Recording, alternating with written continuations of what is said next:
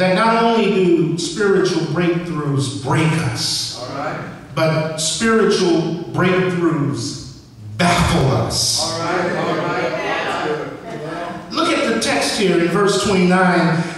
Jacob asked the mysterious man, the angel of the Lord, with whom he wrestled, "Tell me your name."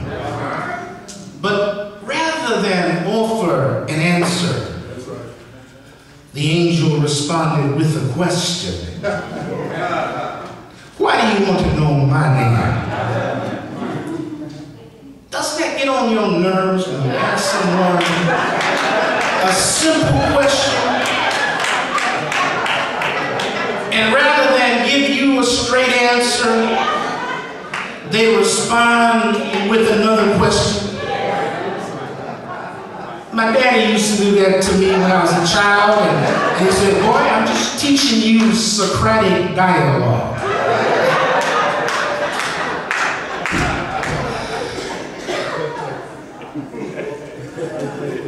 You ask a question, and they respond not with an answer, but with another question.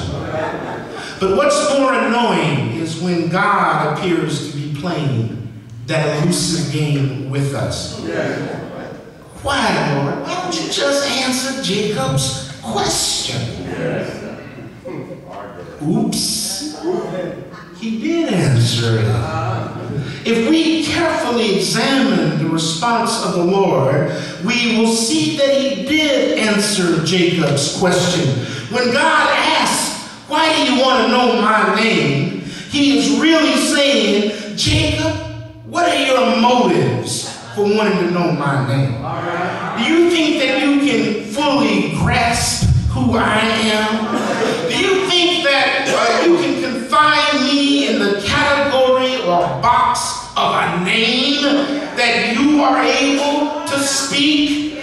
Don't you know that I am bigger and greater and beyond your words and thoughts? Why do you want to know?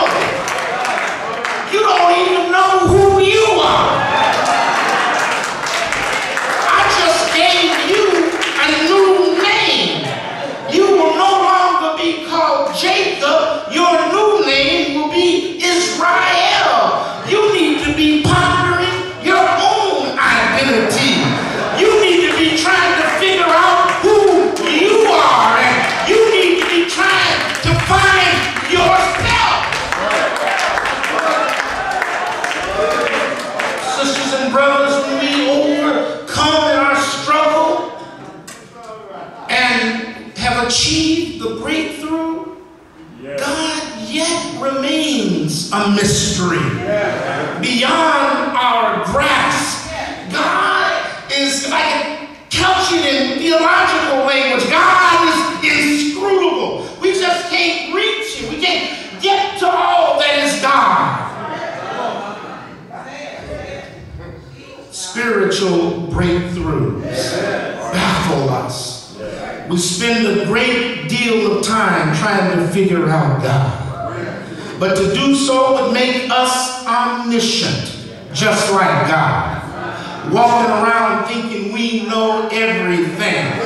And if you will pardon my ebonics, we ain't God. The Lord declares in his words, "For my thoughts are not your thoughts, neither are your ways my ways. As the heavens are higher than the earth, so are my ways higher than your ways, and my thoughts than your thoughts." Now finally, my sisters and brothers, not only do our spiritual breakthroughs break us and baffle us, they also bless us. Verse 29 tells us that after the Lord asked Jacob, "Why do you want to know my name?" he then blesses Jacob with divine words from on high. These words of blessing became real in Jacob's life when he soon discovered that God had brought a blessed breakthrough of healing to Jacob's broken relationship with his brother Esau. You see, Jacob was haunted by his memories of how he had cheated and mistreated his brother. And now at Peniel, Jacob found himself full of fear because Esau was rapidly approaching. And he came with 400 men. Jacob was sure that Esau was coming to exact some revenge. But instead, Esau ran up and embraced his brother with a hug of love and reconciliation. Clearly, Esau had gotten over his anger and bitterness, even though Jacob was still carrying the baggage of fear and guilt. Jacob had been carrying around all that fear and guilt for nothing. He'd been ducking and dodging his brother all those years for nothing. He had been trying to get away from his brother and deprived himself of a beautiful relationship of being in fellowship with his brother. And sometimes, sisters and brothers, we hold on to stuff that we should have released long time ago. Jacob can now celebrate the fact that God had given him a blessed breakthrough in his relationship with his brother. We cannot help but marvel at the blessed breakthroughs provided by God. And my soul looks back and wonders how I got over.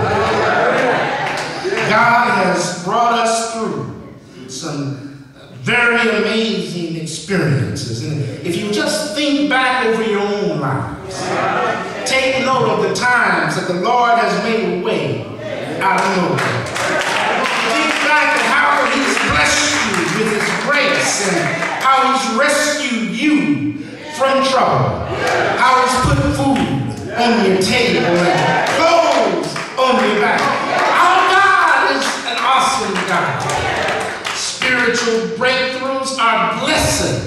They are awesome and inspiring. They are truly amazing. They are divine experiences full of wonder.